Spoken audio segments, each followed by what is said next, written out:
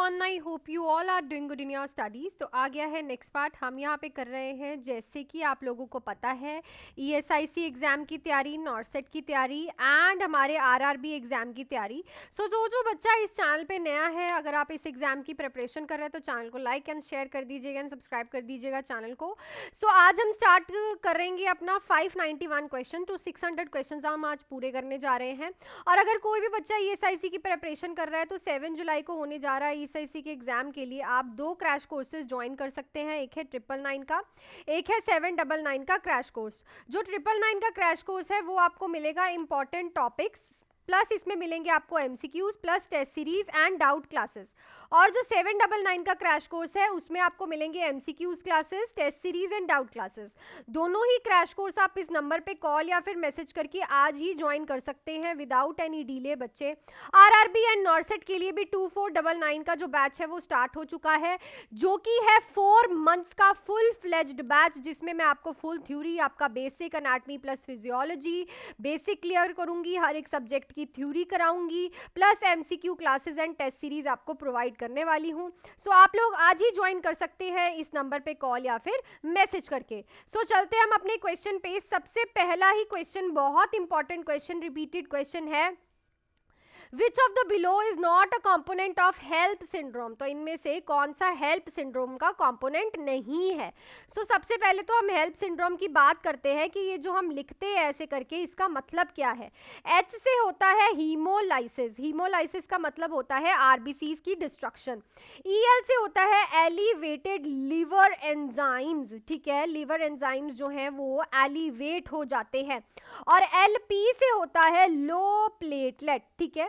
सो ये दो तरह के जो है हमें देखने को मिलते हैं, 3 तरह की प्रॉब्लम्स हमें हेल्प सिंड्रोम में देखने को मिलती हैं। That is your hemolysis, which is called hemolysis, जिसको हम कहते हैं कि पेशेंट को आरबीसीज डिस्ट्रक्शन हो रही है। आरबीसीज डिस्ट्रक्शन होने की वजह से पेशेंट के लिवर एंजाइम्स इंक्रीज होते हैं एंड लो प्लेटलेट काउंट, ठीक है। सो अब हम इस पे बात करते हैं कि इनमें से कौन सा कॉम्पोनेंट नहीं है। सो आप देख लीजिए, haemolysis, low platelet count, elevated liver enzyme, bleeding. So obviously जो ब्लीडिंग है वो इसका कंपोनेंट नहीं है। सो जो राइट ऑप्शन रहेगा is your answer number 4। Okay, next है the hormone that increase water reabsorption by increasing water channel and aquaporin is. So कौन सा हार्मोन है जो कि वाटर रीअब्जॉर्प्शन को इंक्रीज कराता है। एंजियोटेंसिन, एंटी डायूरेटिक हार्मोन, एंडोस्टेरॉन या फिर atrial नाइट्रोयूरेटिक peptide. So it is called an aldosterone. अब ये जो एल्डोस्टेरॉन है ये कहाँ से रिलीज होता है? ये होता है एड्रीनल ग्लैंड से। एड्रीनल ग्लैंड के एड्रीनल कॉर्टेक्स से ये रिलीज होता है। किससे रिलीज होता है? एड्रीनल कॉर्टेक्स से। एड्रीनल कॉर्टेक्स के ये किस पार्ट से रिलीज होता है? सो ये ग्लोमेरुलोसा से रिलीज होता है, जिसको हम बोलते हैं मिनरेलोकॉर्टिकॉइड्स, ठीक है। और इन्हीं को हम क्या बोलते हैं?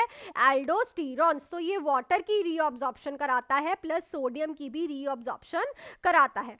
नेक्स्ट है the patient with appendicitis usually exhibit the following clinical features. तो एपेंडिसाइटिस वाला पेशेंट जो है वो यूजुअली कौन से क्लिनिकल फीचर्स जो है एग्जिबिट करता है? Rebound tenderness at the McBurney point, pain occur immediately after eating, heartburn, regurgitation, haematemesis. So देखो, सबसे पहले तो हम बात करते हैं अपेंडिसाइटिस, अपेंडिक्स की इन्फ्लामेशन और उसकी हम कहते हैं कि इन्फेक्शन हो जाए तो, ठीक है। सो ये अपेंडिक्स कहाँ पे होती है? ये आपका नेवल है, ठीक है। ये आपकी इलियक क्रस्ट है। इलियक क्रस्ट पे आप ऐसे लाइन लगाओगे एक, और इसका 2/3 हिस्से पे होता है एक मैकबर्नी पॉइंट। उस मैकबर्नी पॉइंट पे रीबाउंड टेंडरनेस हम पेशेंट को देखने को मिलती है, प्लस एक हमें देखने को मिलता है रॉवसिंग साइन, ठीक है। रॉवसिंग साइन जो है बहुत ज्यादा इसमें हमें देखने को मिलता है एंड मैकबर्नी पॉइंट पे रीबाउंड टेंडरनेस। नेक्स्ट क्वेश्चन पे चलते हैं। The level of care which is oriented toward the promotion and maintenance of health, the prevention of community disease, the management of common disease and the monitoring of stable और chronic condition is. सो जो level of care हम देते हैं जिसमें हम health को maintain करते हैं, प्रमोशन करते हैं, प्रिवेंशन करते हैं कम्युनिटी डिसीज की, मैनेजमेंट करते हैं कॉमन डिसीज को और स्टेबल करते हैं क्रॉनिक कंडीशंस को, वो कौन सी लेवल ऑफ केयर है? प्राइमरी, सेकेंडरी, एडवांस या फिर tertiary. So it is a primary level of care. Primary level में हम promotion and maintenance of health करते हैं, सेकेंडरी में हम सारे डायग्नोसिस कराते हैं, टर्शरी में हम लॉसेस को कम करते हैं। नेक्स्ट क्वेश्चन पे चलते हैं, which of the following symptom should not be watched for patient receiving a loop diuretic. So इनमें से कौन सा सिम्टम जो है लूप डायूरेटिक वाले पेशेंट में आपको देखना पड़ेगा? Restlessness, agitation, paraesthesia, increase blood pressure, weak irregular pulse. So the answer is weak irregular pulse अगर हो रही है तो इट मीन्स पेशेंट का बहुत ज़्यादा वाटर लॉस हो रहा है और पेशेंट की बॉडी जो है इस टाइम डिहाइड्रेशन प्लस हाइपोवॉलीमिया में जा सकती है, क्योंकि डायूरेटिक्स क्या करते हैं, बॉडी से वाटर को निकालते हैं। नेक्स्ट क्वेश्चन से चलने से पहले अगर आप लोग बैचेस के बारे में जानना चाहते हैं तो आप सुन सकते हैं 7973244089 पे कॉल या फिर मैसेज करके आप ESIC के 2 क्रैश कोर्सेज जो हैं वो ज्वाइन कर सकते हैं। एक है 999 का, एक है 799 का। जो 999 का क्रैश कोर्स है उसमें आपको मिलेंगे important topics of all the subject, MCQ classes, test series and doubt classes. और जो 799 का क्रैश कोर्स है उसमें आपको मिलेंगी MCQ classes, test series, doubt classes, दोनों ही लाइव प्लस रिकॉर्डेड है। और दोनों ही जो बैचेस क्रैश कोर्सेज है सिर्फ ESIC ओरिएंटेड है और इन क्रैश कोर्सेज में आपको प्रीवियस ईयर पेपर भी मैं करवाऊंगी। अगर कोई बच्चा RRB एंड नॉर्सेट की प्रिपरेशन कर रहा है तो उसके लिए भी हमने 2499 का फुल थ्योरी बैच जो है स्टार्ट कर दिया है, वो भी 4 मंथ्स का ये बैच इस नंबर पे कॉल या फिर मैसेज करके आज ही ज्वाइन कर सकता है। सो हम चलते हैं 586 क्वेश्चन पे। The nurse is caring for primary gravida during labour, which does the nurse observe that indicate birth is about to take place. तो आप ड्यूरिंग लेबर प्राइमरी ग्रेविडा की ऑब्जर्वेशन कर रहे हो कि और आपको किस चीज से पता चलेगा कि अब बच्चा पैदा होने ही वाला है? Bloody discharge from the vagina increase, perineum begins to bulge with each contraction, client become irritable and stop following instruction, contractions occurs more frequently and stronger. So देखो जब कॉन्ट्रैक्शंस बहुत ज्यादा अक्कर होती है, स्ट्रांगली होती है, देन द सर्विकल डायलिटेशन हो रही होती है। और जब प्रीनियम जो है और ज्यादा बल्ज अप हो ईच कॉन्ट्रैक्शन पे, ठीक है, मतलब जैसे कॉन्ट्रैक्शन हो रही है प्रीनियम एरिया बड़ा हो रहा है, इट मींस जो बेबी का हेड है वो प्रीनियम एरिया से बाहर निकलने का ट्राई कर रहा है। So it is the best indication for birth to take place. बहुत से बच्चे 4 को टिक लगाएंगे, नहीं, ध्यान से क्वेश्चन को पढ़ना है, ठीक है। नेक्स्ट है, which intervention should the nurse implement to help prevent atelectasis in client with the fractured rib as result of chest trauma. So इनमें से कौन सी इंटरवेंशन है जो कि नर्स इंप्लीमेंट करेगी ताकि पेशेंट में एटिलेक्टेसिस ना हो, उसको फ्रैक्चर्ड ribs है। Apply a thoracic binder for support, encourage coughing and deep breathing, stop pain medication. First day after injury, position the client face down on a soft mattress. तो सबसे important होता है अगर फ्रैक्चर्ड रिब है तो patient को हम कहते हैं encourage coughing and deep breathing. इससे क्या होता है, लंग्स प्रॉपरली इन्फ्लेट होते हैं और गैस एक्सचेंज प्रॉपर होता है। नेक्स्ट क्वेश्चन पे चलते हैं, the ABG of the patient with COPD deteriorate and respiratory failure is impending, so which clinical indicator should the nurse assess first.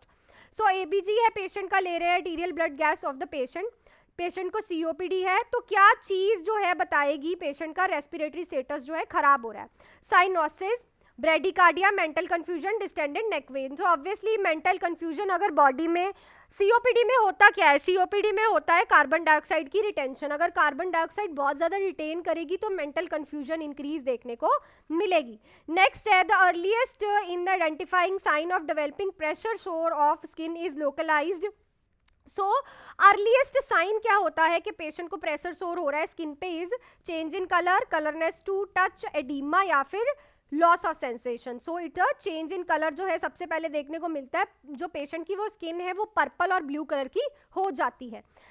Next question है इस वीडियो का 590, the purpose of cuff in endotracheal tube is. जो cuff use होता है ET tube में वो किस purpose के लिए यूज होता है? Prevent dislocation, provide air tight seal in the trachea, provide damage, avoiding damage to the trachea, make radiological location easy. So इस क्वेश्चन का आंसर आप मुझे फटाफट से कमेंट सेक्शन में लिख के बताओगे।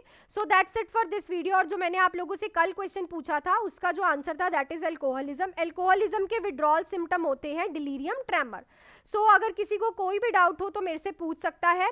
अदरवाइज अगर आप लोगों को क्रैश कोर्सेज ज्वाइन करने हैं ESIC का तो 999 एंड 799 का 1 मंथ का क्रैश कोर्स जो है टारगेट लेके हम चल रहे हैं। 999 में important topic MCQs, test series and doubt classes है। 799 में MCQs, test series and doubt classes है, दोनों ही लाइव प्लस रिकॉर्डेड है। प्रीवियस ईयर पेपर हम डिस्कस करेंगे। आप इस नंबर पे कॉल या फिर मैसेज करके आज ही ज्वाइन कर सकते हैं without any delay. So that's it for this video. मिलती हूँ आपको कल की वीडियो में। Till then do hard work, make your parents proud and all the best बच्चा।